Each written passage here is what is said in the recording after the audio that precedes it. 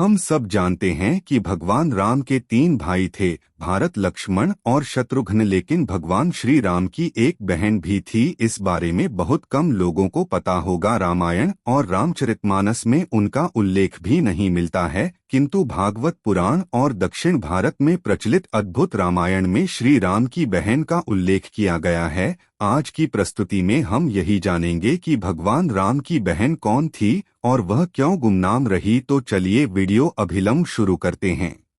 अंग देश के राजा रोमपद और राजा दशरथ आपस में मित्र थे। रोमपद की पत्नी रानी वर्षिणी माता कौशल्या की बड़ी बहन थी। रोमपद और वर्षिणी अक्सर संतान न होने की वजह से दुखी रहते थे। एक बार राजा रोमपद, वर्षिणी और दशरथ बैठे हुए थे, तभी रोमपद के मुख से संतान की बात सुनकर राजा दशरथ ने वचन दे दिया कि मेरी जो भी संतान होगी मैं आपको गोद दे दूंगा। दशरथ और कौशल्या से उनको पहली संतान बेटी हुई, जिसका नाम शांता रखा गया। वचन के अनुसार राजा दशरथ ने शांता को रोमपद और वर्षिणी को सौंप दिया। एक बार एक ब्राह्मण अंगदेश पहुंचा और उसने रोमपद से भिक्षा मांगी, लेकिन राजा रोमपद राजकुमारी शांता के साथ बातचीत में इतने व्यस्त थे कि उन्होंने उसे ब्राह्मण को नजरअंदाज कर दिया। उसे ब्राह्मण को राजा रोमपद के द्वारा से खाली हाथ जाना पड़ा।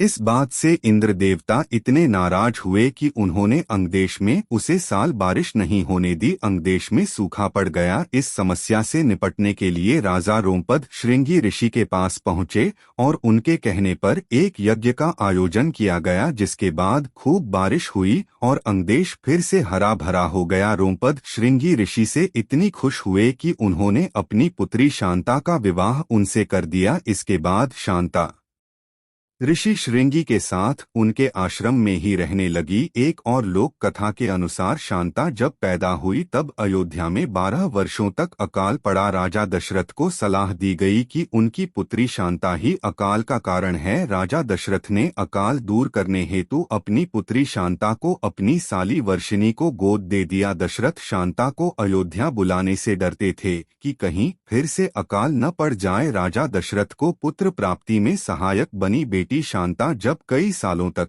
राजा दशरथ जी को पुत्र की प्राप्ति नहीं हुई तो उन्होंने पुत्र कमेष्ठी यज्ञ करवाया। इस यज्ञ के लिए ऐसे ऋषि की आवश्यकता थी जो दिव्या ज्ञानी, परोपकारी, प्रकांड पंडित, समय पर हितकारी और वेद मंत्र का उच्चारण जानता हो, जिसे अपनी इंद्रियों व भावनाओं पर पूरा नियंत्रण हो। इसके साथ ही अपने जीवन भर के पुण्यों की आहुति बिना किसी हिचक या पछतावे के यज्ञ में होम कर सके, क्योंकि पुण्यों के तेज और प्रताप से देवी प्रसाद का निर्माण संभव था। इसलिए वशिष्ठ जी ने श्रृंगी ऋषि के नाम का अनुमोदन किया था, जो राजा दशरथ के जामाता भी थे और वर्षों अपनी एक घोर तपस्या को पूर्ण कर उन्हें दोनों अपने आश्रम लौटे थे।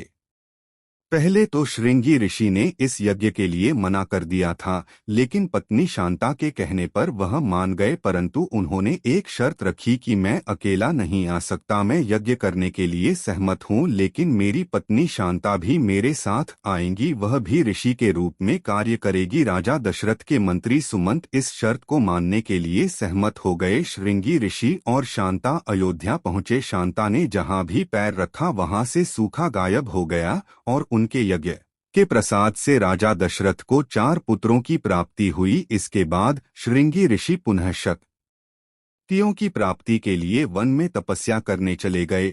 आज भी हिमाचल प्रदेश देवी शांता का मंदिर है। इस मंदिर में देवी शांता के साथ साथ उनके पति ऋषि श्रृंगी की प्रतिमा भी है। वीडियो को यहीं समाप्त करते हैं। जय श्री कृष्णा। यदि आपने हमारे चैनल को अभी तक सब्सक्राइब नहीं किया है तो कृपया सब्सक्राइब करके बेल आइकन जरूर दबा लें।